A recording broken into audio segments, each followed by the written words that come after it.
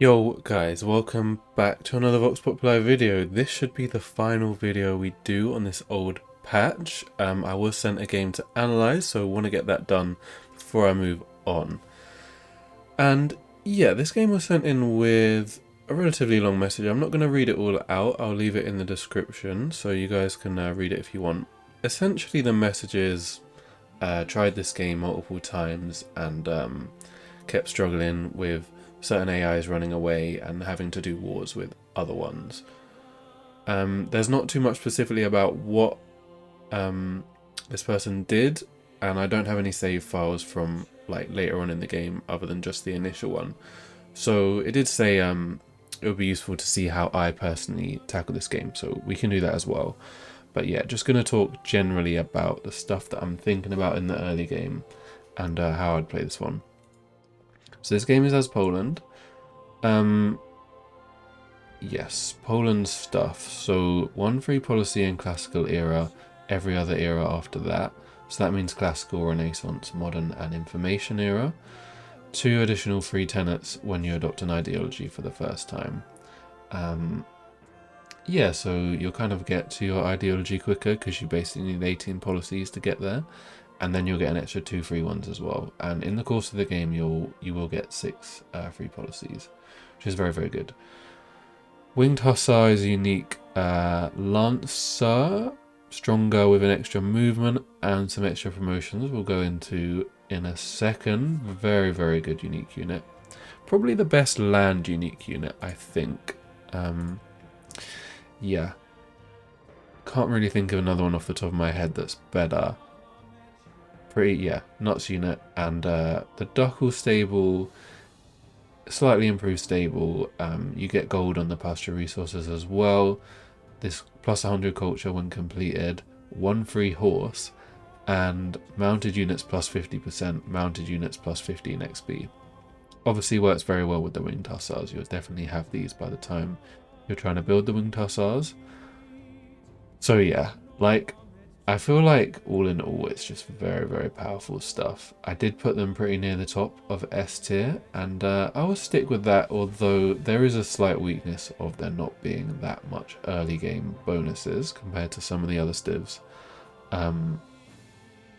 Yeah, obviously that is a bit of a problem. You get 1 free policy in Classical Era, that's pretty much it until you can get the Duckle stables, which really aren't that special until you actually get the Winged Hussars. So fairly late to get into before you get super powerful stuff, but it is so insane when you do get it. But yeah, so just to clarify on the Winged Hussars, forces a defender to retreat if it inflicts more damage than it receives. If they cannot retreat, takes 50% extra damage. You can get this 50% pretty often because you know that AIs love to spam units out, so they can't really retreat that well. And even the retreat can obviously be useful, and the 50% is multiplicative, which no other promotions that I can think of are. Like, normally it just stacks up, you know, additively, so plus 50% ends up not being that much because you probably already have like plus 50 or 100% from all the other bonuses, but this is multiplied, so yeah, you can end up doing a lot of damage, and it doesn't show on the combat screen, like combat preview screen. So yeah, lots and lots of damage these guys do. And okay, they have formation as well, which is a bit whatever. 33% against mounted units, 15% defending in open terrain, but you get to keep both of these promotions as well when you upgrade these guys into land ships and tanks and whatever. And land ships and tanks and stuff are like the primary unit for doing stuff late game, so to have a bonus on them and a unit that's so powerful when you actually get it does work very well. Do we have gameplay capture yet? No. Okay, whatever, we'll crack on with screen capture. So here's the start. I don't know why, but it feels like really clearly this is like a standard map start, if you know what I mean, like one of the old maps. It's not one of the Vox Populi maps. And yeah, this is Pangea. I don't know exactly what it is, but it seems like so obvious just from looking at it. So okay, let's obviously have a bit of a look around. Okay, ruin right there. I mean, the settling in the spot seems reasonable. This is on a hill, so we'd get the 2 food, 2 production. There's no river in sight. And we're by the coast as well, and it's only one coast, so it will just help us get trade routes and won't necessarily like lose us a load of potential tiles. We're next to a 3 food, 1 production tile that we can work straight away as well, and we'll have another decent tile to work also once we grow. So I think settling in place makes sense to me. Yep, pretty good yields for straight away. Now, basically, we want to start thinking about policy choice and pantheon choice straight away. So my thoughts here, the first thing to do is to check out the resources that we have. So cocoa, perfume are the ones that we have. This means we need calendar, so I'm instantly kind of thinking I don't tend to like to go authority when I have calendar, just because you know, you may not want to go up here necessarily with authority. I mean, you can do authority where you kind of ignore the military text for a bit, but it's obviously not as good. Kind of forgot to mention, I do think authority is the best for Poland. Yeah, obviously having an amazing unit helps with authority. Also, I think the policies probably, they really help with tradition. The early policies really help with tradition. But the 3 tenets that you get are really good with authority, because you're probably going to want to go autocracy in the end. And what this allows you to do is get 1 elite forces, Lebensraum, and military industrial complex right off the bat, which are like 3 incredibly powerful tier 1 policies in autocracy. Alternatively, you could forego one of these, like maybe you don't need elite forces or don't need to upgrade your units or something. So you could get like martial spirit or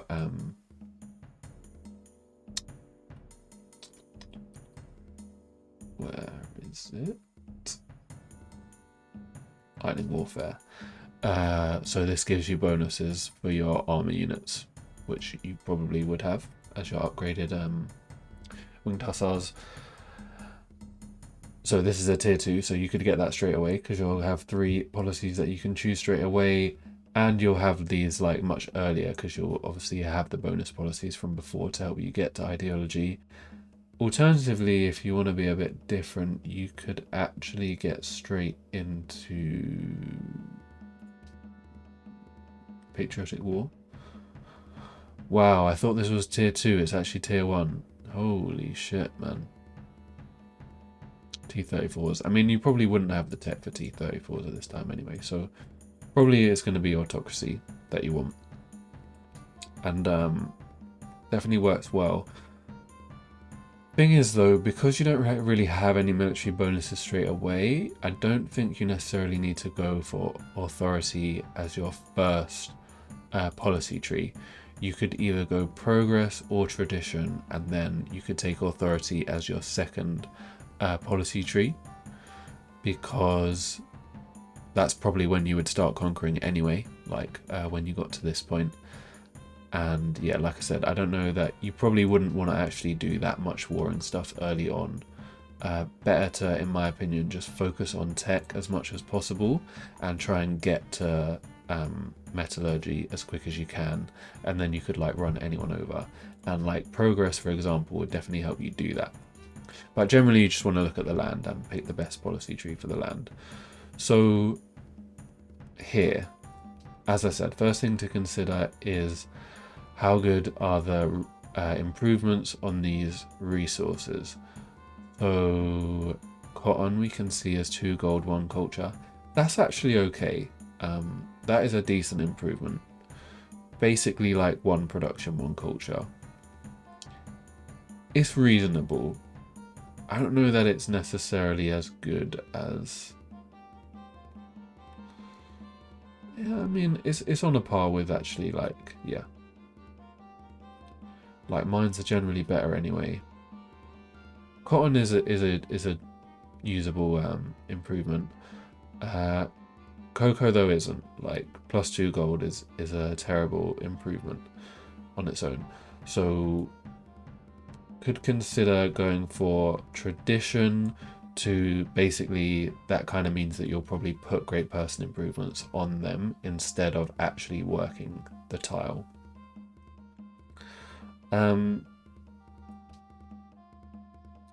Yeah, we are in the top left corner by the look of it on a Pangea map. So I definitely would consider tradition here.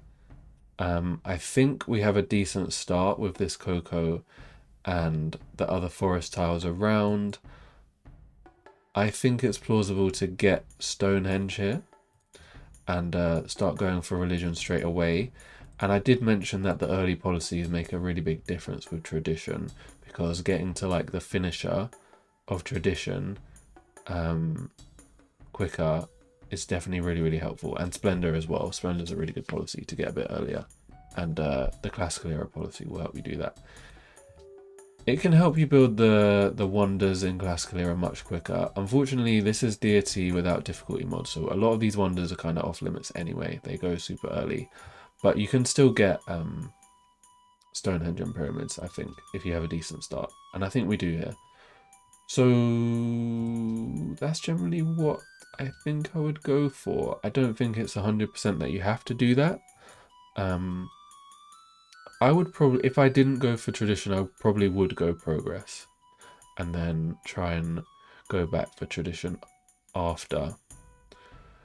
But yeah, I like the idea of focusing on trying to get Stonehenge, trying to get faith, and working towards writing so that we can get our science up. Another thing to say is with the Pathfinder, we're definitely going to go for Trailblazer and Scouting. We don't necessarily need Trailblazer free because this is Pangea map, so I don't think there's that many islands anyway. If you're going Authority, you could go for a Survivalism, but I would only really do that if I also got my Pathfinder upgraded to a Scout. And yeah, let's skip ahead a bit. Okay, so turn 47, I did manage to get Stonehenge. So I was thinking of just going for Goddess of Beauty and trying to get a religion out as quick as possible, but basically ended up getting animal husbandry, and there was quite a few of the pasture resources around. So I went for Open Sky, definitely the best pantheon here once the cattle were revealed. I realized that was a bit lucky because the animal husbandry I got was in a ruin, so I may not have necessarily even teched this.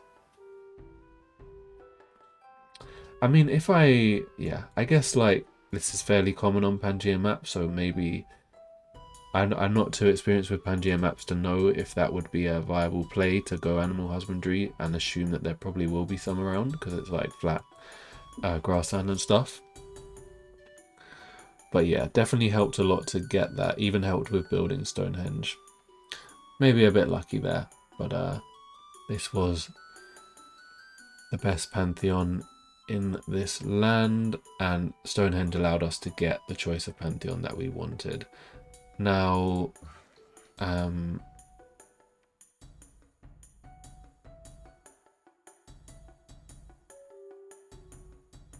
build these pastures as quickly as possible, and I bought a worker straight away, or I saved up for it as soon as I could.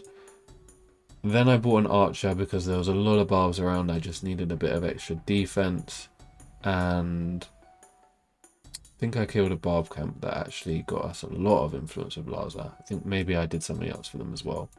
Scout has had a great time. He's gone around the entire map. One thing I did was I focused on going around the edge, because this is where a lot of the city-states are, wanted to meet as many of them as possible so we could start getting quests. And yeah, tech to calendar, obviously, so we could start building the cotton improvements. Next thing, I'm just going to go for writing. Like, I'm not really expecting to get great library, but I just want to build the libraries as quick as I can. Like I said, tech is like the main thing. We're going to have bonus culture, so just having enough tech to get to metallurgy, I think, is the best way. I mean, we'll see. The thing with tradition is it can be difficult if you don't get to build University of Sankor, which I assume we won't, because they might just be a bit too quick, the other tradition people. We'll see if progress was the better choice. But I'm planning to set up my cities as well. Here, I'll put another one in here. We'll try and make sure we get this perfume monopoly, because it's +3 gold in every tile. So a pretty good one to have early on. We'll have another city up here. Not sure about there yet. Need to have a little look there. But gonna set the cities up for defense. Obviously, maybe even one in here to just defend against Greece super well. And yeah, one, like, I don't think I'll cross over the river. There's a Fountain of Youth here, which is good, but I'm not sure how useful it actually is. We'll see. I'm not going to rush expansion because I am tradition, so yeah.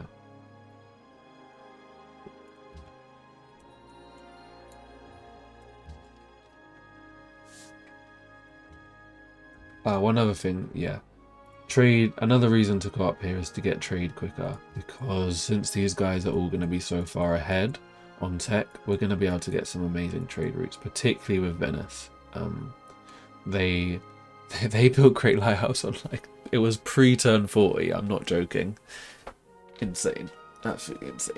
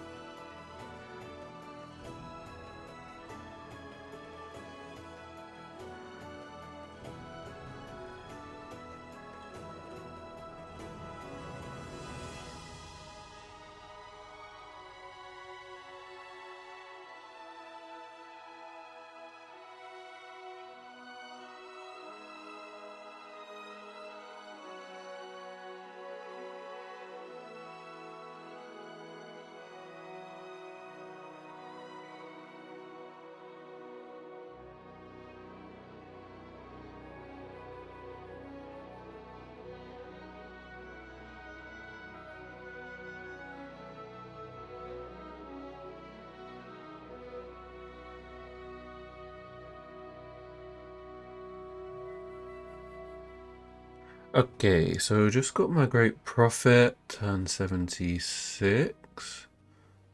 Pretty reasonable. Yeah, not gonna play this one too much longer, but let's talk about religion. Oh wow, actually didn't get first religion. I suppose Ethiopia is pretty quick. So I do really like ceremonial burial with tradition. Pretty sure it's the way here. And then some sort of building. I don't think it matters too much, but I probably would go for orders just because always nice to be able to defend yourself. Probably going to be some wars going on. Churches can work too. Basically, because this is Pangea, plan is to basically try to take over the entire world in terms of religion. So yeah, just convert everyone, because once you start winning the religious war, the pressure is going to kick in and you're going to massively win it. Like, it's going to be super difficult to go half and half on religion. But with this founder belief, you get a lot of faith once you convert a couple of cities to your religion. So it works really, really well. A couple of other things. I basically settled my cities mostly just for what was good now. Didn't want to fall too far behind and wanted to try and make sure that we got the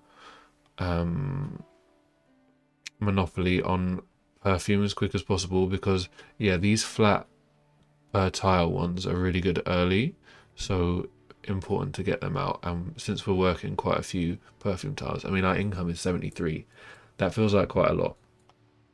I've done this a little bit different to usual in that I haven't really super focused my capital like I normally would as tradition, because I felt like it wasn't going to be possible to get any wonders anyway, really. So I thought it was better to just kind of grow these other cities and make sure we're working all these really good tiles and getting all the money and stuff. And we can invest back in the capital later. One thing I actually forgot is that mining gives wells. Wells, pretty nice and quick building to build. So I didn't get mining that early, but I am building them now. Yeah, and I did build Petra as well, because Petra, even though AIs build stuff really quick, they don't always build Petra. And I didn't see... I mean, actually, Morocco is on desert. But since there's only one, is it possible to actually just check and be like, are they building it? No. And yeah, normally for whatever reason, they're super slow on Petra. I guess they definitely could have, but they didn't. So we got that as well. And obviously sent that off to Venice. And I will probably try and build another trade route as well. Generally going to be a much better way of getting us science than even building libraries. So probably make sure we get the caravans first. I've been working this guy in the capital basically just because we got a quest for that, and I feel like when you have a quest it kind of makes it worth it. We can get the quest out of the way and then we'll get a quest for a different one, and maybe we can hit another quest, you know, get some influence for people. Very important to keep an eye on the city-state quests. And speaking of city-state quests, we're trying to get one done here. And a major thing I haven't even mentioned yet is friends with Venice, and Greece offered me well, firstly he friended us, which doesn't mean a lot with Greece because he's very backstabby, but he then offered to do a joint war with Ethiopia, which I said yes to, because the longer we can not be at war with Greece for, the better. Even though, yes, it would be difficult for him to attack us through here, don't want to have to take out hoplites and don't want to have to tech into stuff that we don't really want. I mean, we'll get mathematics anyway, and combos are probably what we would use, so I suppose it's not that bad in that sense. But yeah, don't want to have to waste time doing something that we don't have to. So worth the war with Ethiopia to try and keep Greece friendly for as long as possible. And I think you did mention in the message that Ethiopia was one of the people you're having trouble with because he got too far ahead. and obviously him having to war Greece early on is going to slow him down. So yeah, sometimes getting involved in these joint wars, that doesn't really matter to me, but Greece will actually do something to Ethiopia because they're close to each other, and yeah, I don't really have to lose anything for that. And another thing was making sure I sold all the embassies, because they were so quick to get to classical, it was like +2 gold from quite a few of them, so that's made our income even better. Okay, guy, yeah, look at that, 6 gold per turn plus 4 science per turn. Super good. We'll make sure we get some more of them. Building up basic infrastructure first. Where am I going to settle this as well? I might even settle down here now. I don't feel like we have any competition for here. It would be a nice another perfume tile though. Can build a settler here. I mean, I'll be annoyed if Greece comes and settles here. I don't know if that is even the location though.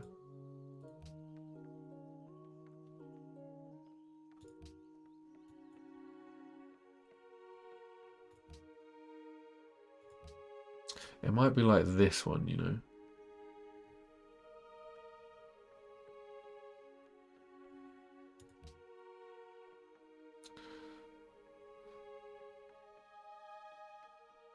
I mean, this is good because there's no way for artillery to attack.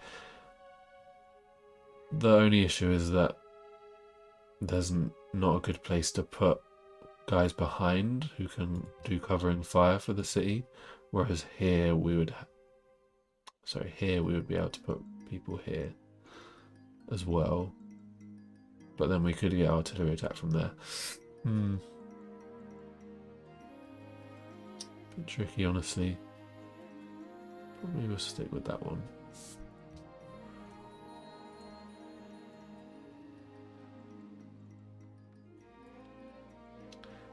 Yeah, let's go down there, I guess. We could actually have a decent 6 cities here, one up here, one here. And yeah, definitely better to have a city somewhere along here rather than trying to defend Greece back here, because they eventually will back to us. We know what Greece are like. It's just a matter of time. Okay, I just want to kill this camp. That's the final thing I want to do. It's kind of annoying.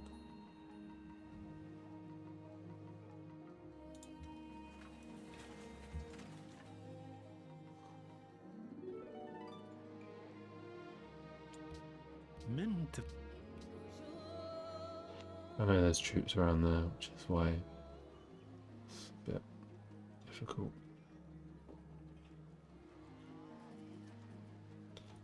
Probably that attack was bad, actually. Let's do caravan anyway.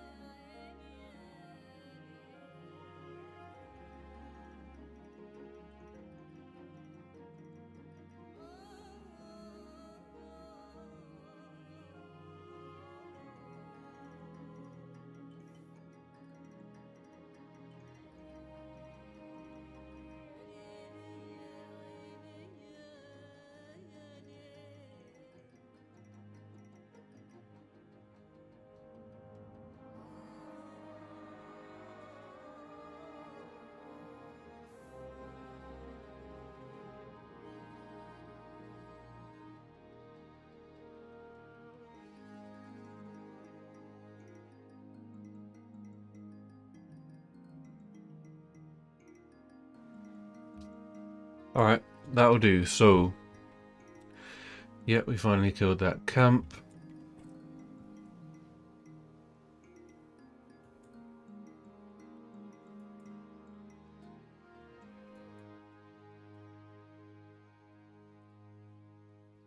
Perhaps settling there is better, you know.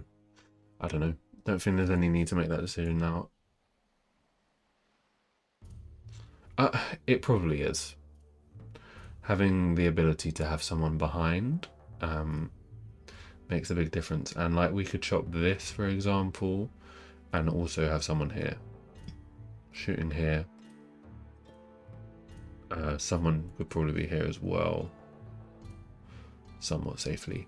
So that's probably the best place to defend from Greece from. And that's all we really want from this city. It doesn't need to be like some mega city with everything within range of it. But it'll be nice anyway. We chop down the jungle, have some bananas, plantations with the god of open sky. Definitely make sure we buy stuff everywhere. Yeah, get all these herbalists done, build another settler or two, settle up here.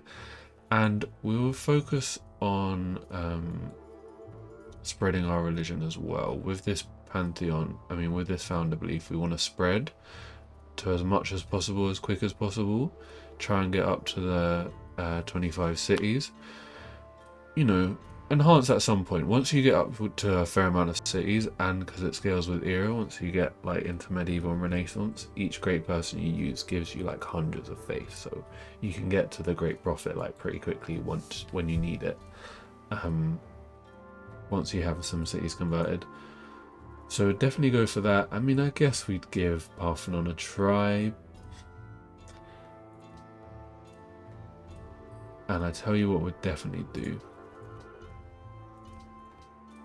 is get a great engineer ready for when we get education. Start focusing science ASAP. I mean, yeah, don't know. Could have definitely started focusing science earlier. I mean, maybe even now. Let's just get this artist guy done. Work all the good tiles. We'll grow here soon as well. We can work the scientists with the next one. Yeah, and I feel like it would be in a pretty good spot. I mean, we're not, obviously, we are kind of behind on tech. But like, that's to be expected. That's just deity, isn't it? It's always going to be like that. You're going to have to pay from behind. No need to panic about it. We'll just do our own thing, and they'll obviously slow down later on. We can think about catching up. Would be amazing to attack Venice at some point.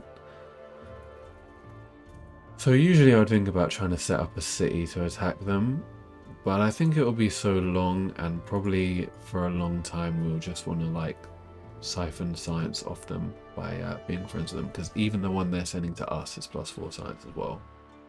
So that's super nice. Lalibela. That's not possible, but okay.